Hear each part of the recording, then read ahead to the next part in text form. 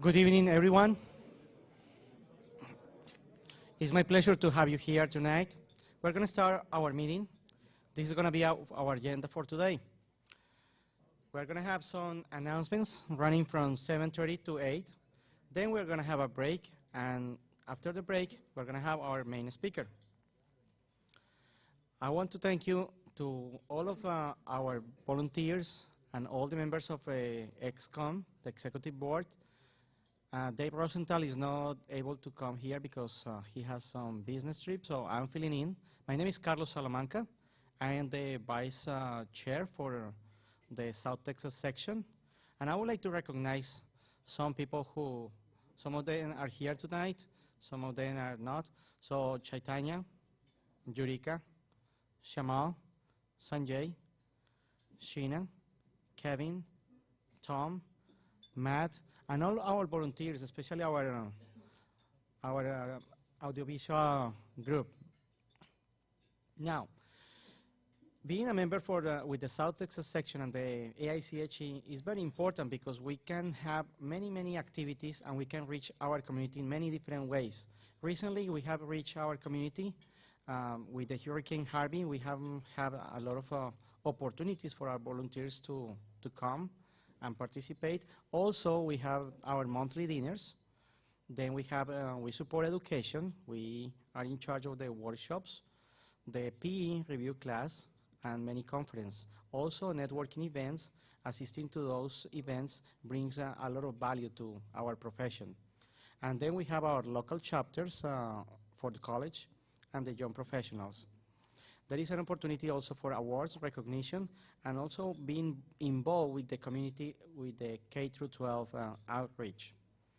Now, something really important what we have accomplished is the Hurricane Harvey. This storm hit our city in many ways. So we have received some funds from the AICHE in New York, a lifeline of funds, and these funds we have been able to help the community. So we have been participating in that. Also, we have been volunteering with a group of young professionals, going to the different neighborhoods that got flooded and helping out, tearing down some walls and doing some cleaning. And it has been very interesting because it has been an opportunity to help the community. Also, recently, we have been working with other societies. In this case, we have a joint event with the Society of Petroleum Engineers, SPE, where we went to a house and we helped the community, helping rebuild and paint some houses that were in bad condition. So it's a good opportunity also to reach another professional organizations, and that way we can create synergy. That way we can have a better results and reach our community in a much better way.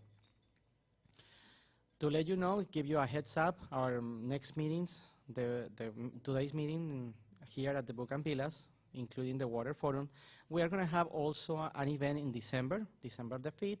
It's going to be at the Trinity Mental Health Community Center. This is going to be the first time that we're going to try this meeting. It's going to include only workshops. It's not going to have a main speaker, but we're going to have several workshops, and it's going to run from 6 to 9. It's going to be free. It's going to be on a Tuesday, and Sanjay is going to be in charge of the organization. So we are going to send more details eventually in the next couple of weeks. Our speaker tonight is Michael Turco. I'm going to introduce him later, but he's a general manager of the Harris County Harris-Galveston Subsidence District, and his topic of presentation is going to be subsidence story in the Houston region. I want to thank you all the participants for the Water Forum, all our speakers, and also the exhibitors, and especially to Vincent Torres, who's the program manager for the Texas Industries of the Future.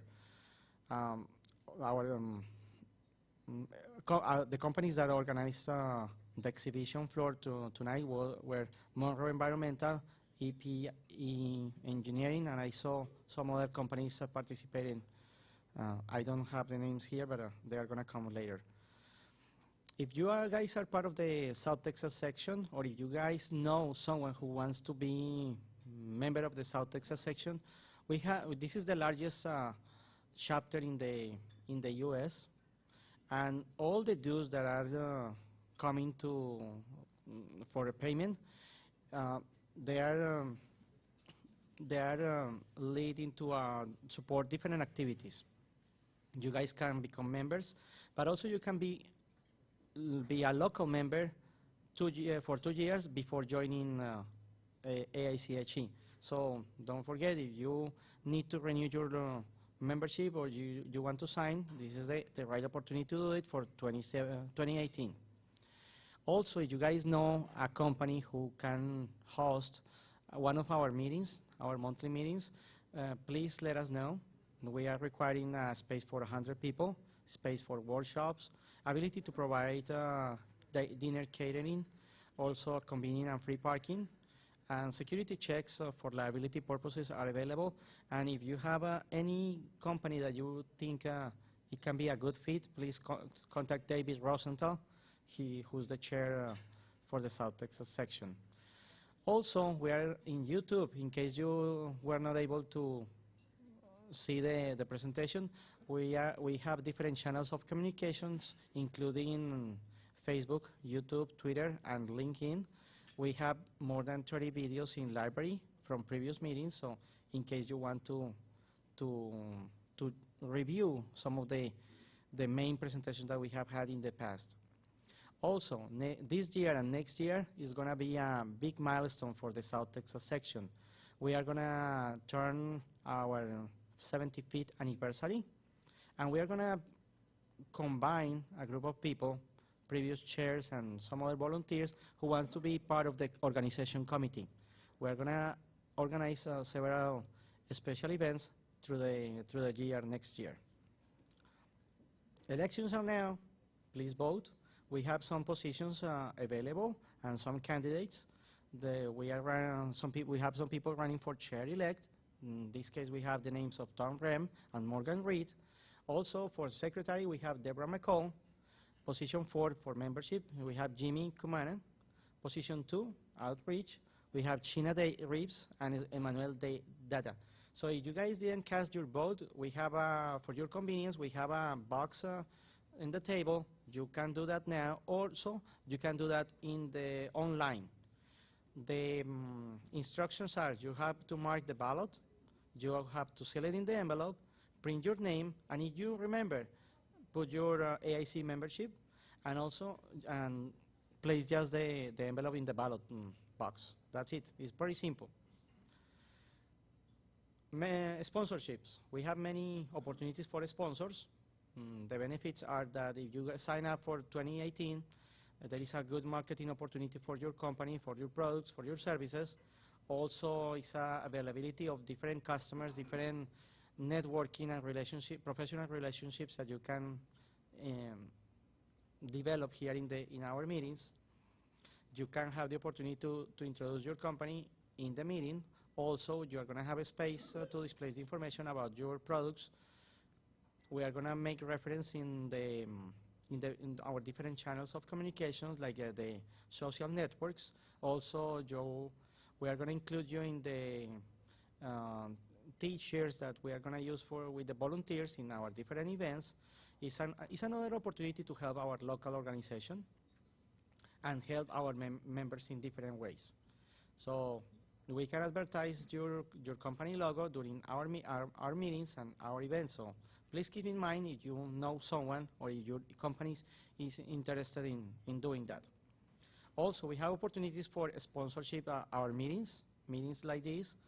We have 3 different categories. One is the bronze category, includes many different benefits, the silver and the gold.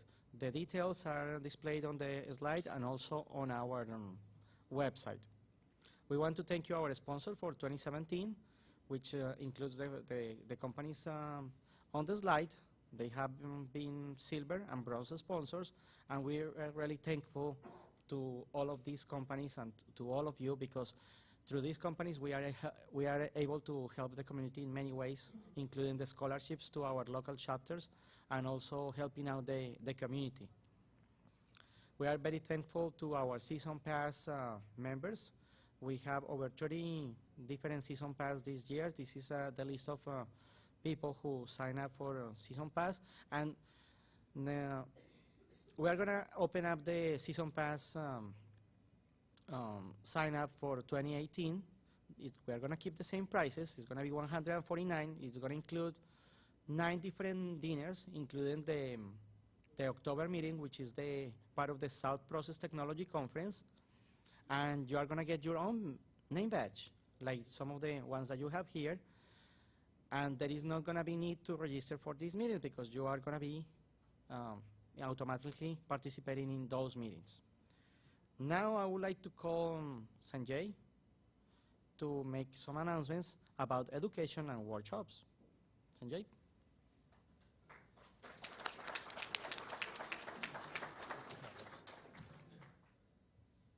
So this one? Well, thank you, Carlos. I'm responsible for sending out the PDH certificates to all of the members who want. Okay. All right, there we go. Okay. I'm responsible for issuing the PDH certificate for all the members who are interested in getting one. Today's if you are interested for today's meeting, please sign up. There is a sign-up sheet at the table in the corner, or leave a business card in a box that I just put it up there. It's a sort of like an empty tissue box. You just put your business card in there, and I will send out the PDH certificate to people who are interested. My second thing is I'm planning on setting up the workshops for 2018. So anyone who is interested in leading or conducting a workshop next year, please reach out to me. My contact information is shown up here. Otherwise, it's also on our STS website available. So reach out to me.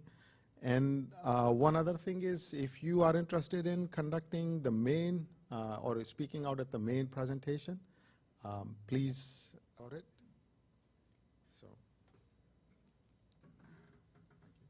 Okay, thank you, Sanjay.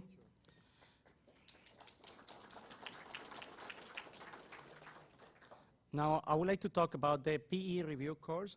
This is conducted by Dale Embry. He is the organizer for this class. We usually have it once a year in spring. So we are going to offer it for next year. We do that in conjunction with the University of Houston at their location. The first class is going to start on February the 2nd because we are going to have the spring break on March the 16th, and the last class is going to finish on April the 27th.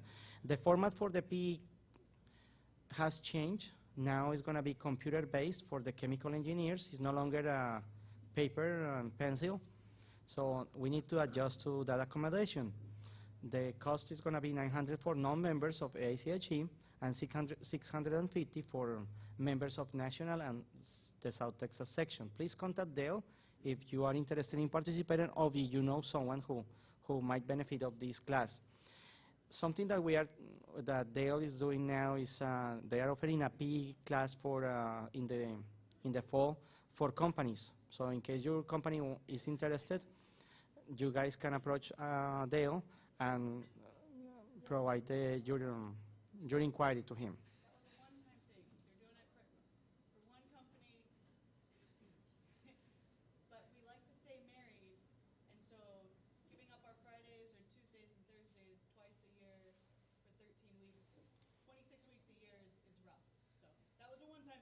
Okay. Yes, thank you, Carol, for the clarification. And this is something that is, we appreciate all the volunteers who participate in the class, all the instructors, because they are providing their knowledge and sharing with the community. Okay, now I would like to call our tone man, Please, Tom, come so you can present the recognitions for the month. Thank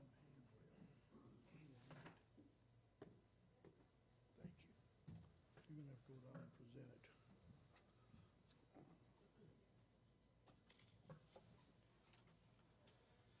Got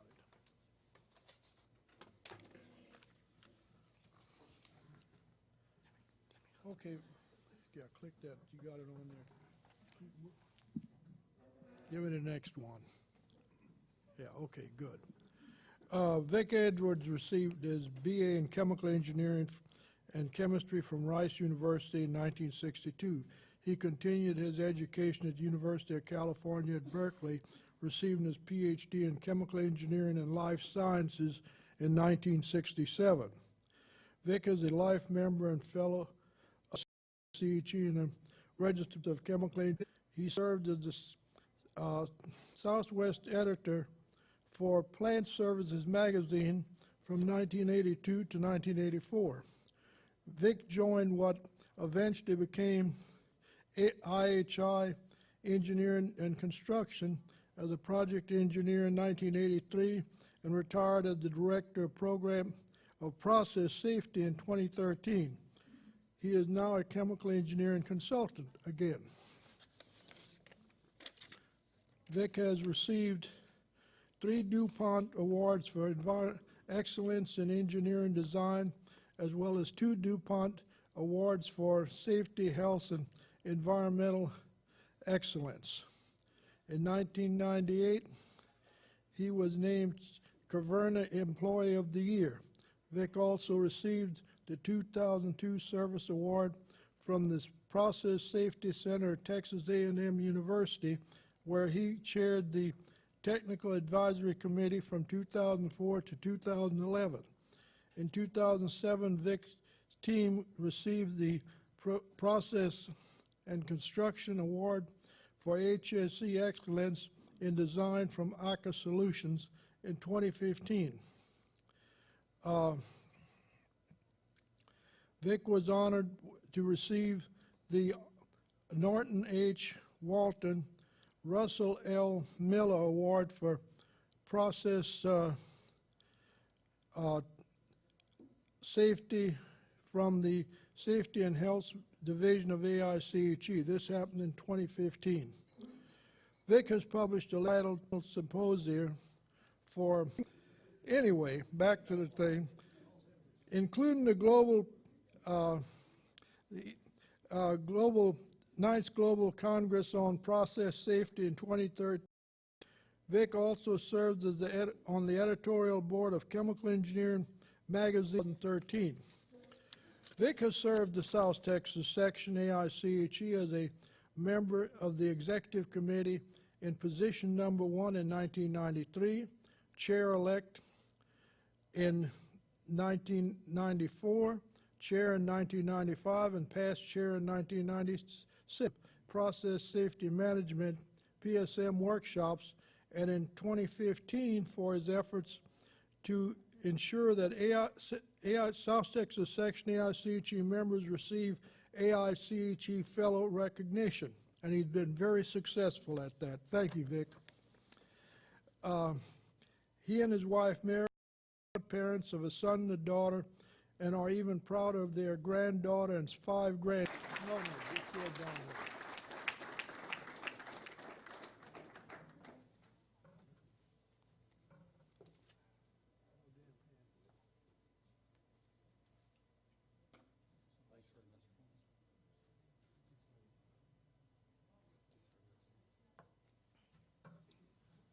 Thank you, Tom, and thank you, Vic, for your great service.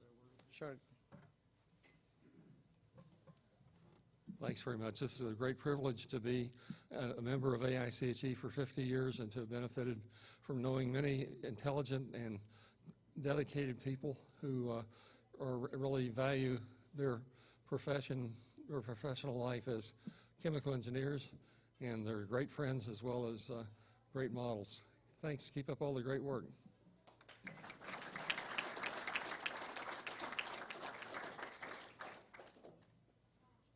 Thank you, Vic.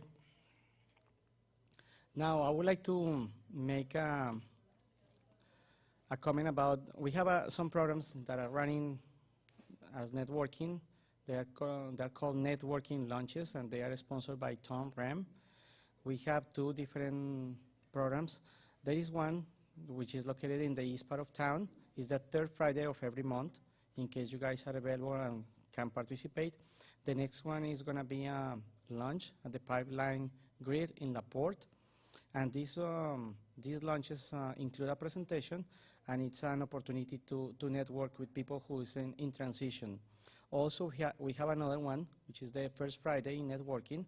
We used to have it in the Omni Hotel, in the Highway 6 and I-10, but it was damaged due to the Hurricane Harvey storm. So we are being part of the paid forward network. It's a good opportunity also for networking with the oil and gas and energy community. To reach the community in many different levels, especially the science fair. We're going to look for volunteers next year. Also, we have different events, so we can teach our kids, our grandchildren, about the good benefits of the chemical engineering profession.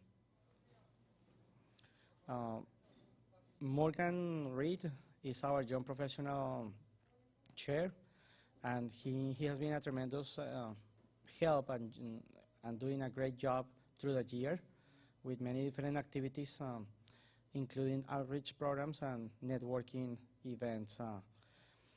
We are looking for young professionals who want to participate in our organization. So in case you guys are interested, we have many positions: secretary, treasurer, and the YP chair. So in case you guys are interested, please let us know so we can include you in the organization meetings, so that way we can count with you for next year.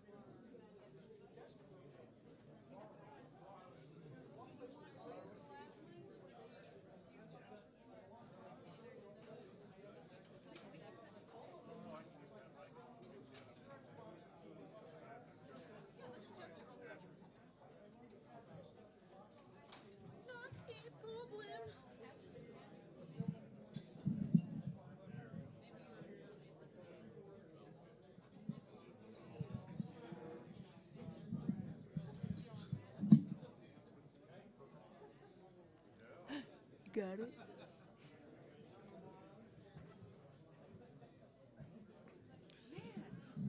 Yeah, we're good. We're good. Don't hit me with that thing.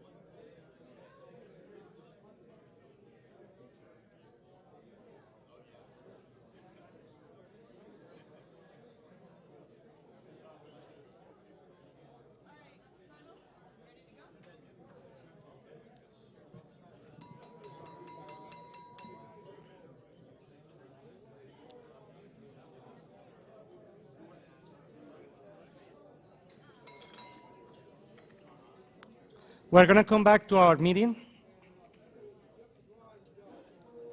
I know everybody's excited because I forgot to mention Astros won yesterday for the first time the World Series in his for the first time in his franchise history.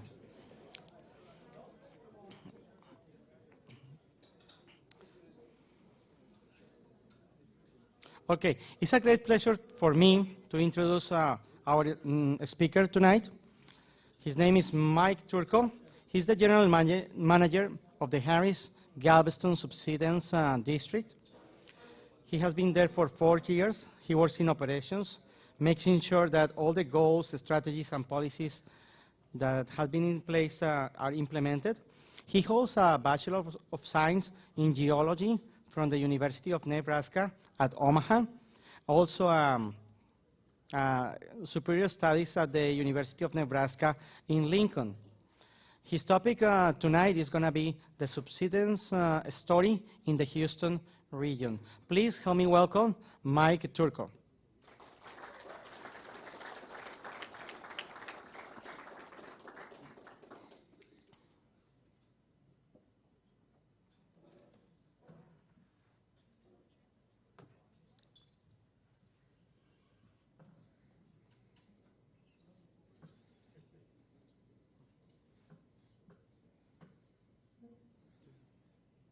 There we go.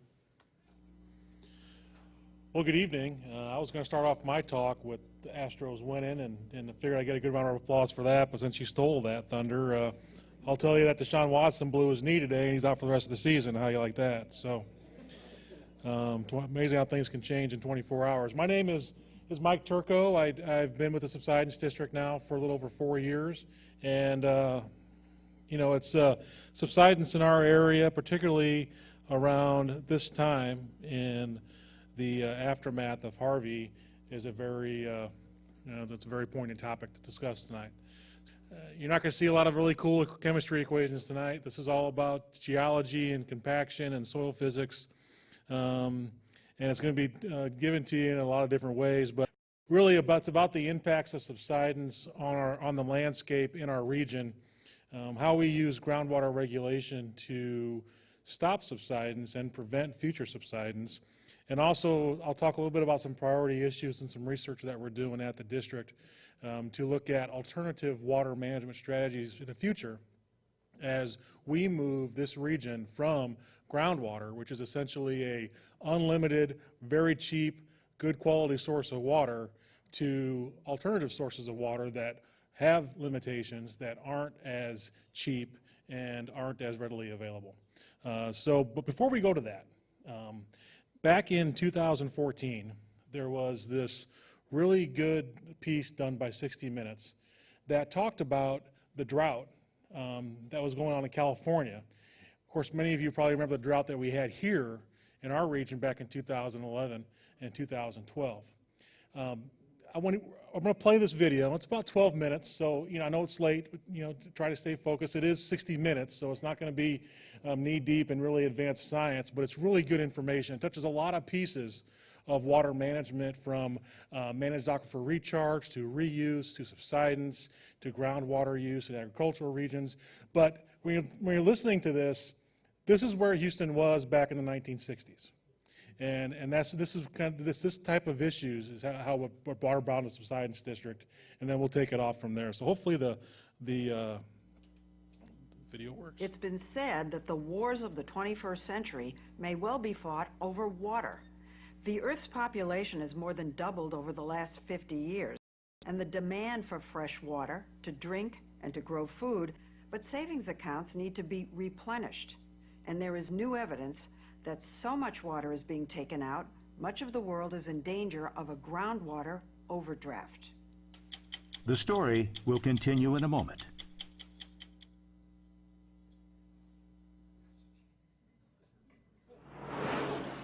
California is entering its 4th year of a record-breaking drought.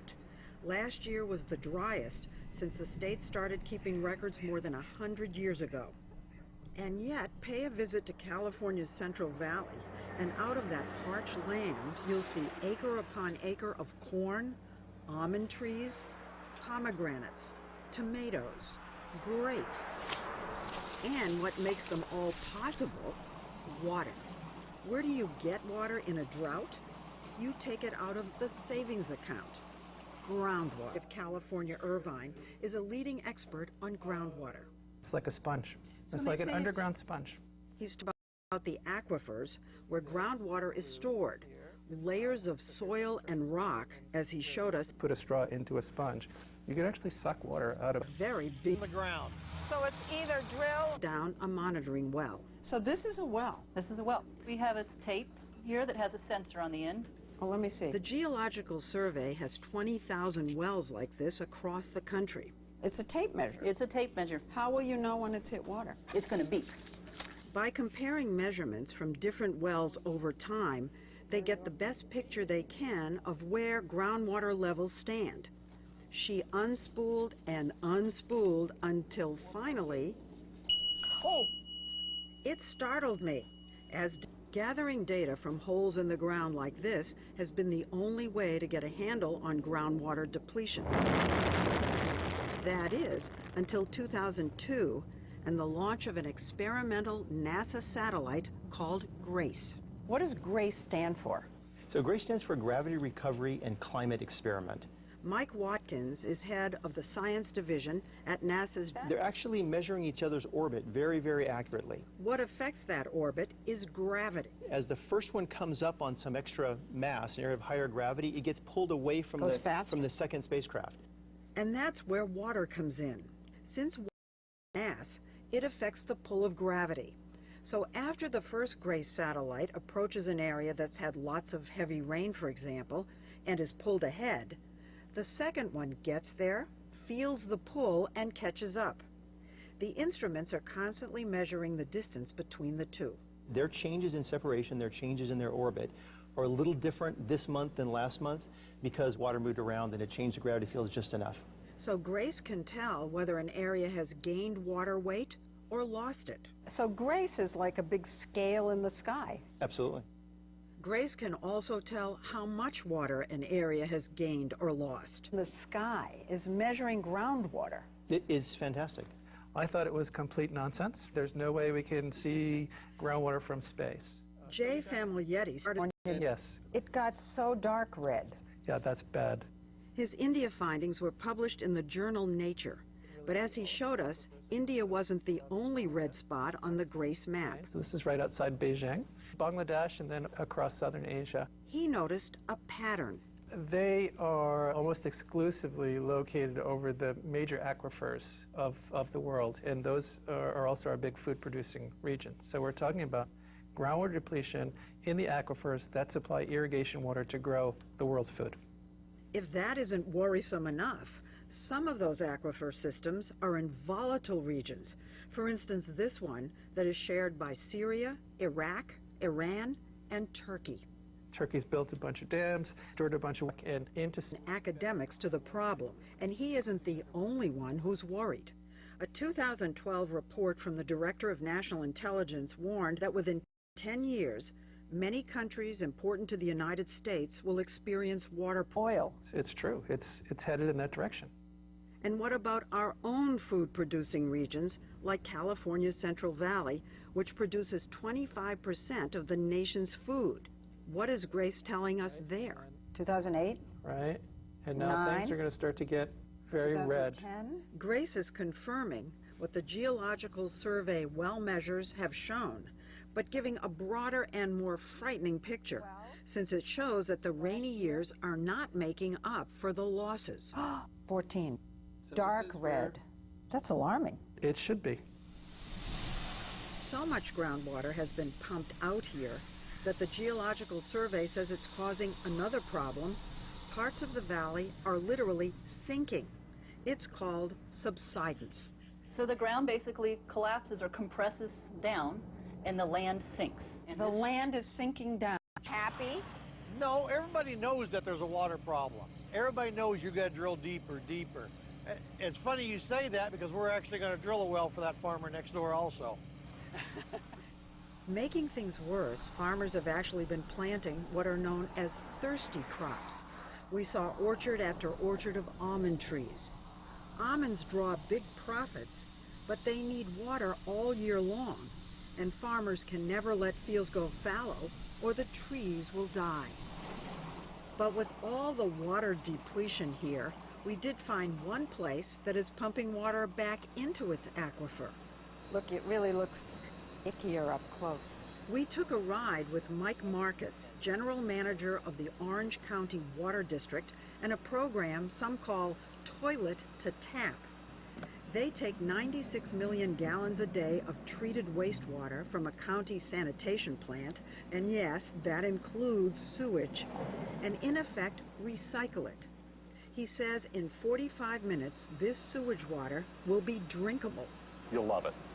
You think I'm going to drink that water? Yes, you will. They put the wastewater through an elaborate three-step process. Suck it through microscopic filters, force it through membranes from the And in our area, take away the ability to actually manage your aquifer recharge because there's so much clay you can't put water on the ground to get into the aquifer. That's Houston. That's where Houston was back in the 40s and the 50s when we saw an immense amount of increase of population and industrial demand in this area. Water use increased and subsidence rates took off in our region. So what I'm going to talk about today is kind of bring you back to Houston. I know we spent a little bit of time in California and over in Syria and India, but we're going to now move over into Houston, and I'll talk a little bit about the districts and the Harris-Galveston Subsidence District, which is the one that I am general manager of. But through an interlocal agreement, I also serve as general manager for the Fort Bend Subsidence District.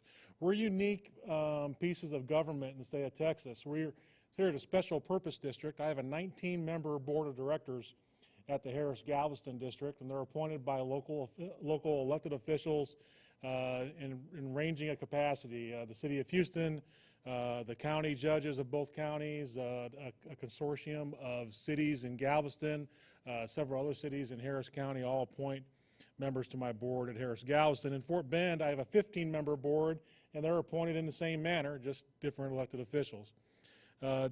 We cooperate together, and we have since our inception. Well, Harris-Galveston was created in 1975. Fort Bend was created in 1980. The amount of groundwater withdrawal between the two areas and the amount of population growth. So we're working together.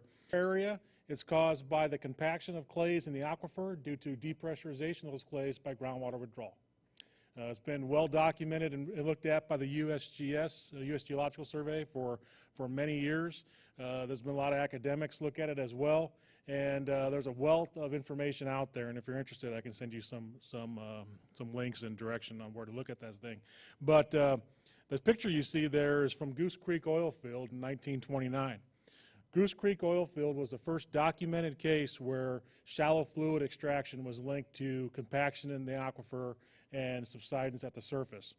And if we look at our hydrogeology, this is a very simplistic representation of the hydrogeology of the Gulf Coast aquifer system, which is what we utilize here. It's not as orderly and regular as you see. There isn't the layer cake arrangement that you might see there. I don't know if I get my pointer to point, but the assemblage of the different materials is homogeneous in its heterogeneity. It's equally mixed up and reworked everywhere. On a very regional scale, you can draw it like this in a very orderly manner, but in reality, if we put a hole in the ground here and put a hole in the ground outside the front doorway here, we probably get a different cross-section. There's just not a lot of horizontal continuity in the clays or the sands, and there's not a lot of vertical thickness in those. And because of that, you see a lot of interbedded sands and clays throughout the aquifer. The upper two units that you see here, the Chico and the Evangeline aquifer, that's where most of the water comes from. As a matter of fact, all but very small portion of the water comes from in Harris and Galveston County. There is a few folks north Harris County that get from the Jasper, but it's much deeper and much more expensive to get to. This schematic shows the mechanism by which subsidence occurs or compaction occurs in the aquifer. You see those interbedded sands and clays to the left. Those were deposited as part of a transgressive, regressive, accretionary wedge of sediment that came out during the Pliocene and Miocene. So fairly young sediments, but under a lot of pressure, hydrostatic pressure when they were deposited. So back before there was a development in this region, widespread development in this region as far as water development, you literally could take a stick, shove it in the ground, and water come out. So a lot of water, a lot of pressure in the system. Clay grains, when they're under pressure, they're all randomly orientated. And the clay grain's flat and platy, kind of like a card. So when you depressurize them, they lay down flat, which is their preferred orientation. You do that over 3,000 feet of sediment. In our area, you can have places where we've seen 10 to even 15 feet of subsidence in some places near the ship channel. So a lot of compaction can occur over that much sediment. There are two components to the compaction and subsidence that we see in our region. There's the elastic part and the inelastic part.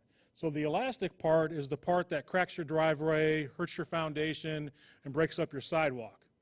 That's the shrink swell of the superficial clays that we see around here, and everybody's experienced that if you lived in Houston for any amount of time. The inelastic component is the part that occurs at depth, and that's the part associated with municipal and industrial and agricultural water supply in our region, and you can't ever get that back. The elastic part might bounce around, but once you have inelastic compaction in our system, the water level, rapid water level change, we also see rapid change in velocity. But in all cases, whenever you lower the land surface, you change the environment and you change the drainage patterns in the region. All this time, we've also saw a rapid increase in groundwater development in our region because of the expansion of the industrial complex and support of World War II and the increased population in the Houston region that occurred at that time. So we fast forward now to 1978, and you can see the loss of land surface in this area, and being abandoned. And that area now, as it exists, is a wildlife refuge. And they have a really nice canoe trail that you can take through there, and it's a pretty place. But just one example of the impact of subsidence in a coastal region and what it can do to infrastructure and the population there. You saw the protruding well in the 60 Minutes video, and here's one. And one of the things, when you first look at this, it looks like that well got pushed up from the bottom out of the ground.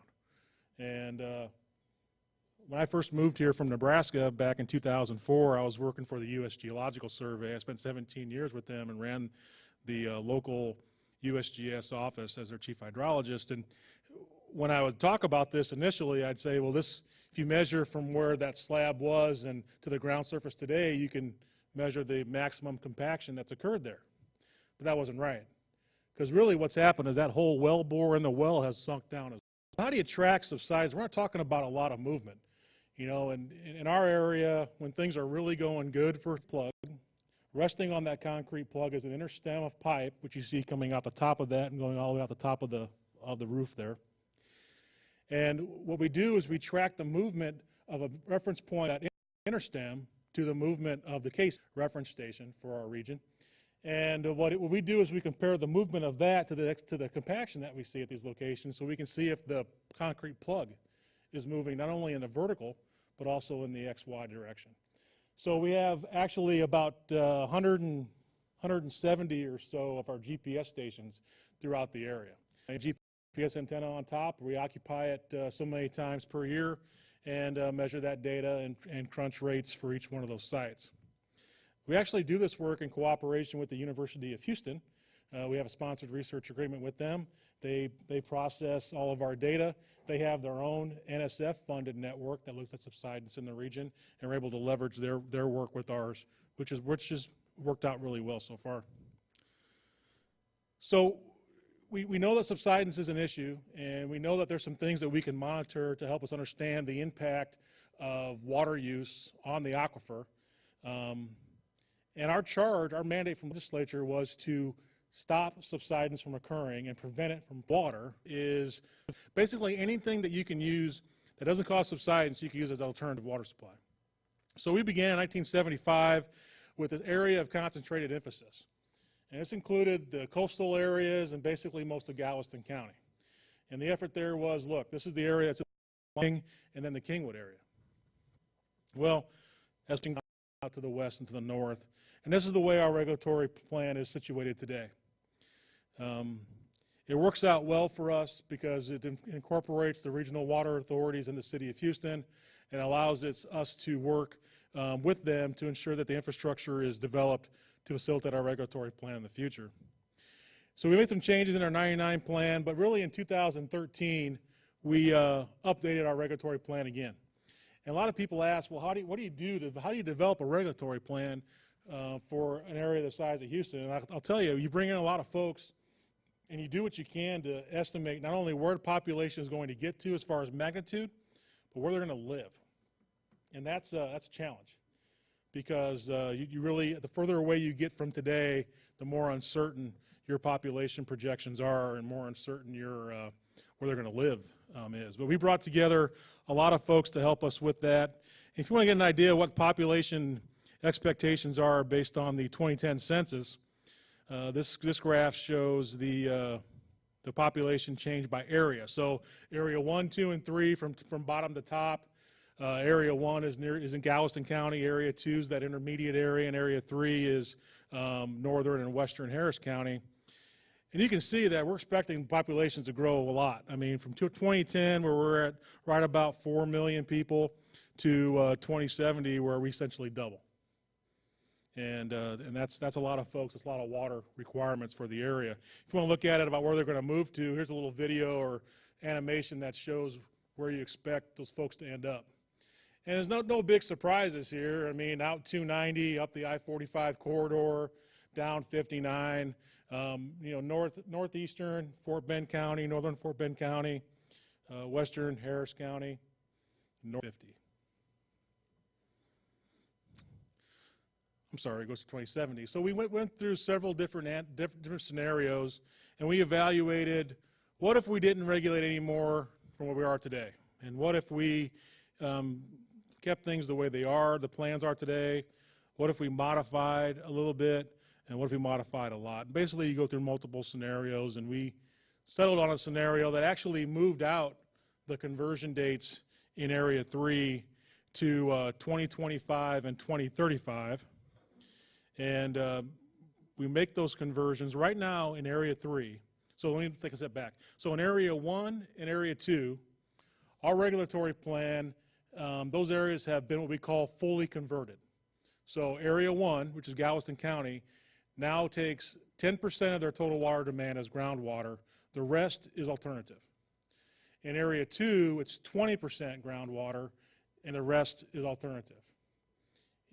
That's a big change for them. I mean, those areas were predominantly 100% on. They're going through conversion. They're going through the process of building. As we go to 2025, they'll be at 60% alternative and 40% groundwater, and then in 2035, they go to the 80-20. Now, the reason for that is because the infrastructure isn't there to bring the surface water to them yet. And they're working to that end, and this regulatory plan has moved them along in that process. But looking at the amount of subsidence that's occurred and will occur over the next 20 years, and how that relates to the availability of alternative water, this is the arrangement that was decided upon in 2013.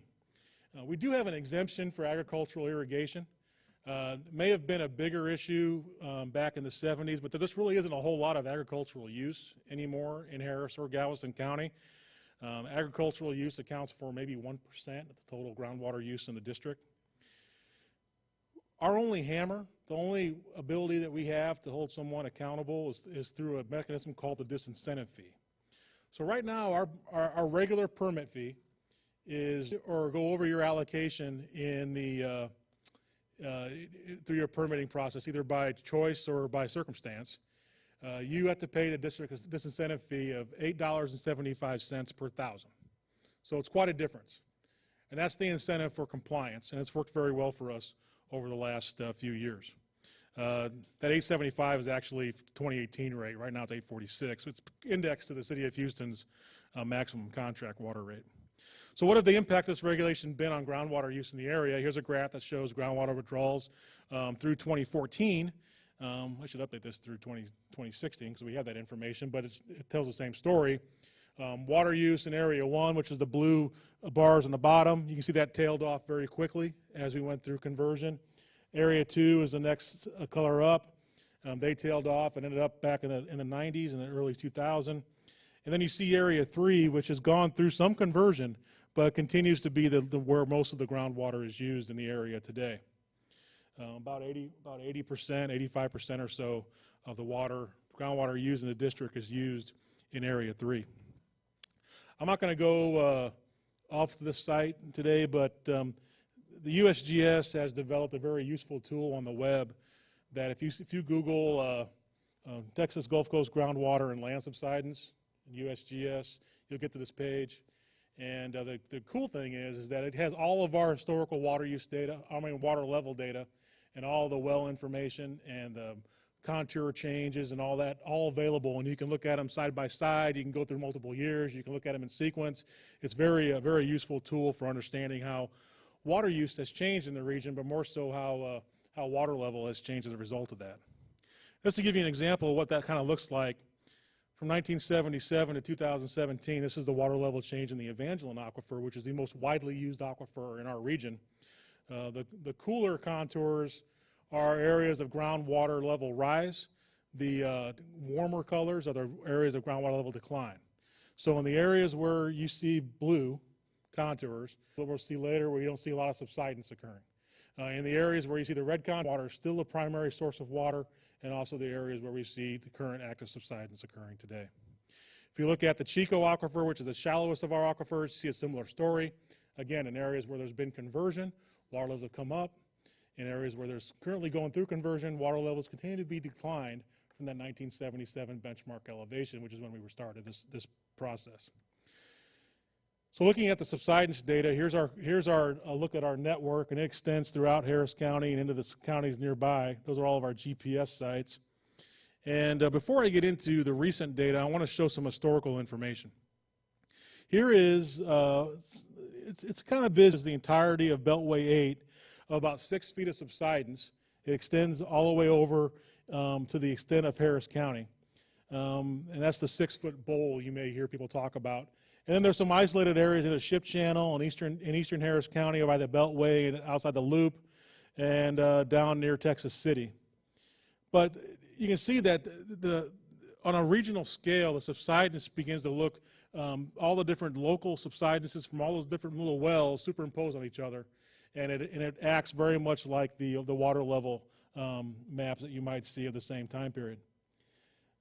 In the background, in the color shade area, that's a different methodology. What we've done there is taken 1915 hand-walk contours that were digitized and compared them to Tropical Storm Allison LIDAR in 2001. Subtracted those two surfaces and you get that color shade. The reason why I put that behind there is really to show you that the level lines that we ran tell a pretty good story, but there's local scale variation in subsidence. We picked that out through that second methodology.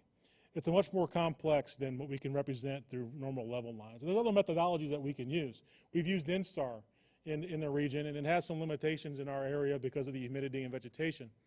But we're able to pick out over smaller time intervals where the subsidence is occurring and compare that to our GPS data, and they compare very favorably because in the areas where you see subsidence occurring, the INSTAR is able to show that movement. But comparing this to our recent data, here's a look at what things are going to now. This is Harrison, Galveston County, and Fort Bend County. The color shaded areas are the areas where subsidence is occurring today. In the areas where you don't see a lot of warm colors or the color shade, there isn't really a whole lot going on with subsidence as far as rates are concerned. What we did is we took our data and took all of our GPS sites where we had more than 3 years of data and calculated a 5-year annual average rate of movement in each one of those sites. That's what you see contoured here. That's what you see for each one of those points. All this information is available in our annual groundwater report. It's available on our website. And you see a large area of blue, which is an area of positive, but they're very, very small. As you get closer to the extent of Area 2, you begin to see more declines and more negative rates of subsidence. These rates are in inches per year. And in this area, the inches are 0.1 of an inch per year, 0.2 of an inch per year, which isn't very much for us in our area. Now, as we fast forward to Area 3, the numbers get closer to 0.8 of an inch per year, What that equals to is, over the planning horizon, about 2 feet, 2.5 feet, which can be significant. And I'm pointing directly at Katy, the Tomball area up in north. So as we move down the conversion requirements, in 2025, this area will reduce their groundwater reduction, water levels will come back up, and we should see these subsidence rates begin to become asymptotic and start working their way back down to what we see in areas 1 and 2. We won't see that come to complete fruition until we get to 2035 and we see full conversion. At least that's what our models tell us. Though our models are updated every 10 years based on the new census. So we'll be doing that again here starting in 2019 with the 2020 census, and then we'll have that published by 2022, assuming that we get the census data quickly. So all this plays in. Hopefully what you found from this, there's a lot of moving parts. There's a regulatory process where we have to take care of the groundwater resource, ensure that subsidence isn't an issue, but we also have to work in the context of where the alternative water is going to be available from, how much is there, and we'll be able to facilitate the future needs in those areas as we move from groundwater to surface water. So regional water planning becomes very important. We work closely. I'm on the regional water planning board, or regional planning granting group that meets about every quarter. And in that group, they develop water management strategies to facilitate the needs of the region based on our estimated population and water use. 2 important projects that have started in the area that are absolutely vital for our regulatory plan are the Loose Bayou Interbasin Transfer Project and the expansion of the Northeast Water Purification Plant and the conveyance that goes along with that. So these future supplies will provide that water that will need to be offset, that will be needed to offset the groundwater that's being essentially regulated away. Loose Bayou is transfer of Trinity water, about 500 million gallons a day from the Trinity River to down Loose Bayou into Lake Houston. It's about a $350 million project. It's multi-agency like many of these things are. And here's a map that shows you how that works. Water comes down through a canal, dumps into Lake Houston, and then that water now becomes available for treatment in the Northeast Water Purification Plants once it's upgraded to account for that capacity. That expansion is occurring right now. It's going to go from 80 MGD, which is its current capacity, to almost 400 MGD in 2024. It's sponsored by a multitude of folks again, and that estimated project cost is just over $1 billion. The project is sized to meet our 2035 requirement, which is great because we know that's coming down the road. I mentioned a little bit about alternative water management strategies. I just want to say in general, there's some deeper aquifers that might be worth looking at, and they're brackish or they're brackish, but they're not too brackish where they can't be treated. But there isn't a lot of information on what the impact of development of those resources would have on compaction of those deeper systems. They're older, and what that might mean for subsidence in the future. So we're looking at that through in the ship channel, and we're looking at that right now. We should have results from both these projects later on this year and early into 2018. And with that, I'll be happy to take any questions. Thank you for your attention. Oh, thank you.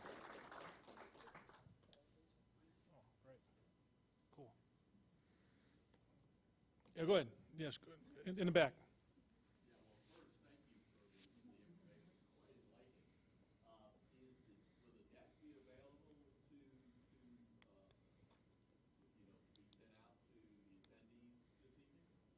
I don't know if it'd be available, but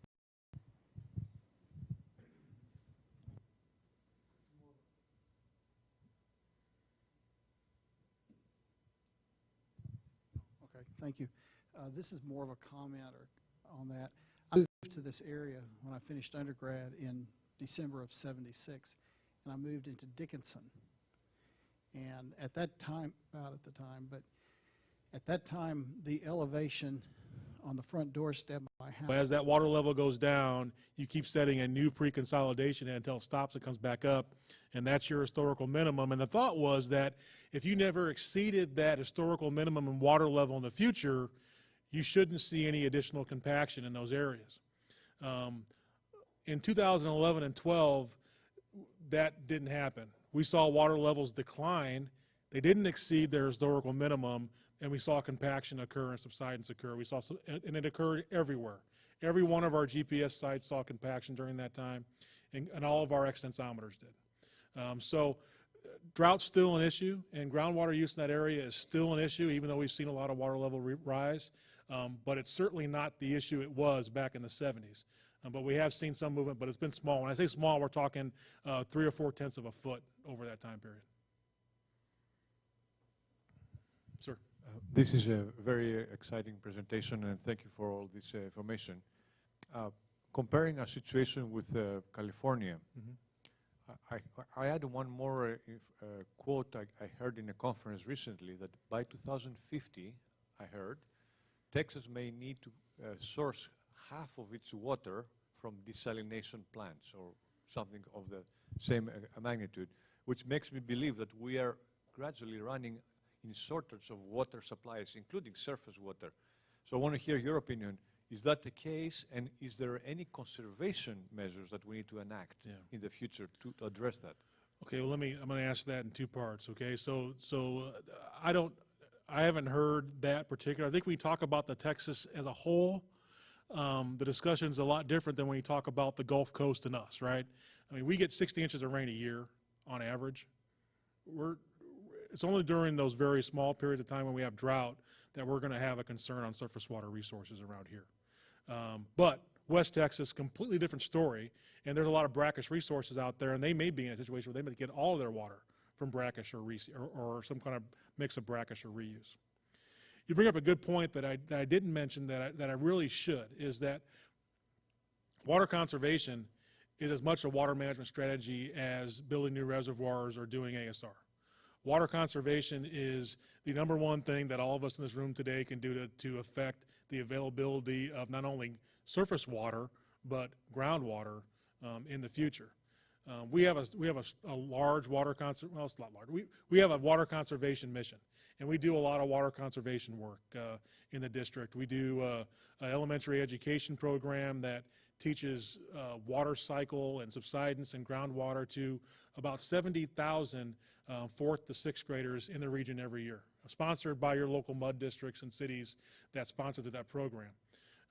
We also have started an outdoor irrigation campaign where we've put out evapotranspiration monitors and climate sensors throughout the district to help folks better understand how to effectively manage their resources at their home. So right now, if you go to watermyyard.org, you can do it on your phone, you type in your zip code, and it'll tell you how long you should run your irrigation system. If you like that, you can enter in a phone number or an email address, and it will email you that every Monday, so you can reset your system based on recent climate data. It's really kind of cool. It's gone through its soft rollout. You may have seen Larry the Talking Sprinkler Head on your website or on your phone pop up as an ad. That's us. We're trying to get people pointed to a website called smarteraboutwater.org. All this is rolling out right now, so you'll hear more about this in the coming months, but we're really kind of excited about it. But water conservation is very important. Thanks for asking that question. Watermyyard.org is how to get to that, and smarteraboutwater.org has a whole bunch of water conservation measures built into it, and that's something that we're doing in cooperation with the Texas Living Waters program, the Houston Endowment, and the Galveston Bay Estuary program. Yes, sir. What about water reuse, wastewater reuse? Yeah. Anything up there wastewater now is what? Well, right, and there is a in the new developments that are going in. I think wastewater reuse is becoming more widely utilized. In our historical infrastructure, it's very difficult to retrofit that. But I know that particularly in Fort Bend County, there are a lot of big projects that are doing water reuse, and I know I get a phone call from an engineer maybe once a week asking us how we can work with them to get them credits for their water reuse. Right now at the district, if you have a water reuse, you get a credit for that as part of your alternative water supply, and it allows you to use a little bit more groundwater.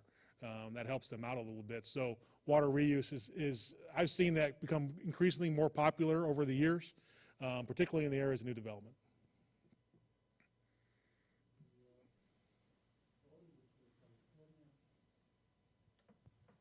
problem with California and other areas. They're trying to replace water from wells with surface water.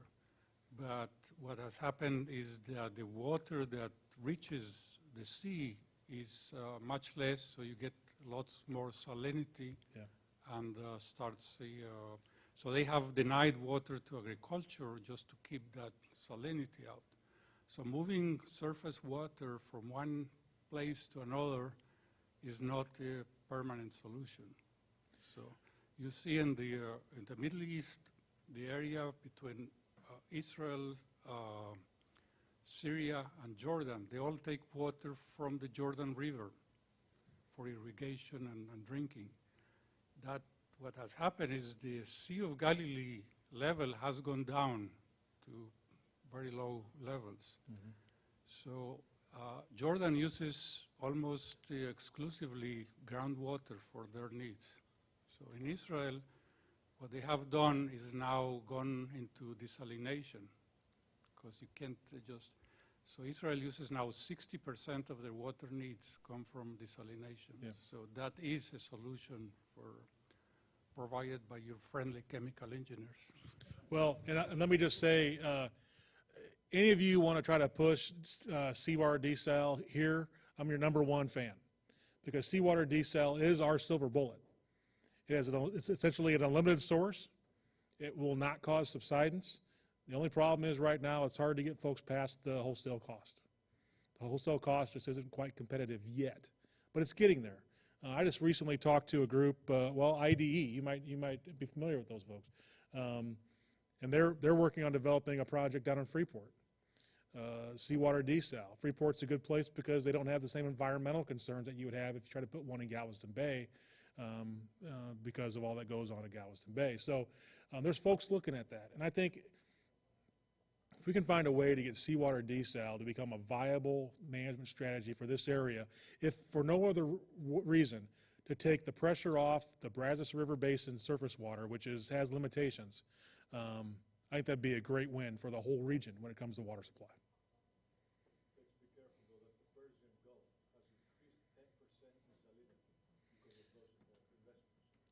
There's always going to be a challenge on the other side of that, right? And that environmental cost is a big concern for folks. It should be.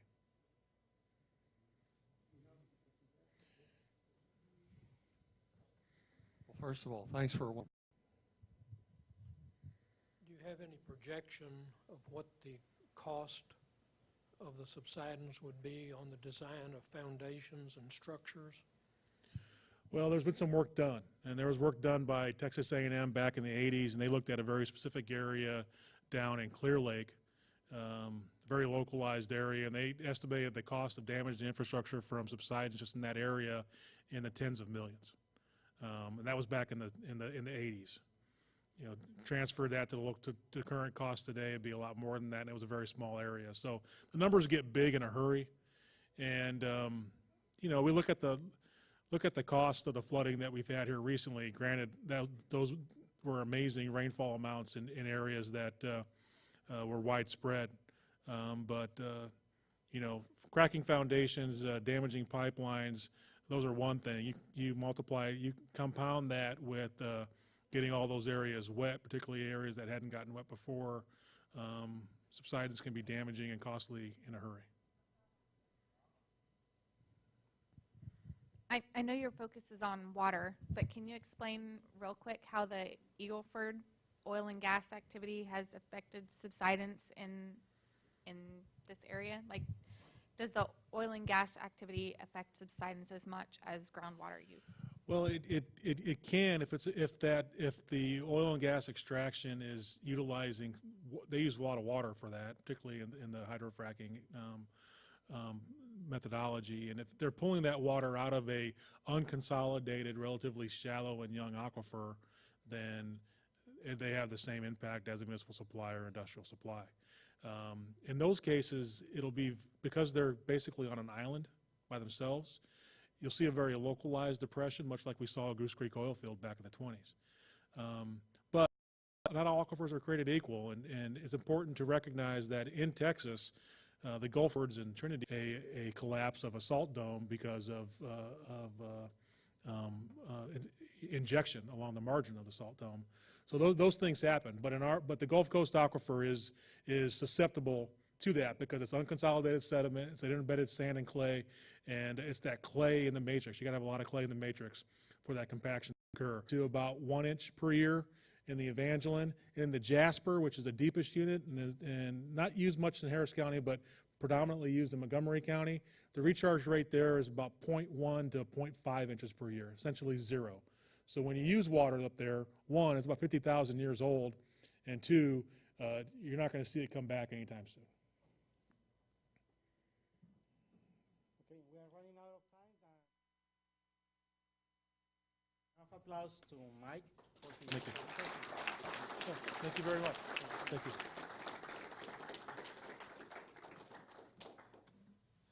Thank you, Mike. It was really good presentation. For all of you, please, before you leave, please take a moment to cast your ballot for our election for officers. And I hope to see you on our next activity, which is going to be the workshop that we're going to have on December the 5th at the Trinity Mental Health Community Center. Thank you for coming, and have a great day.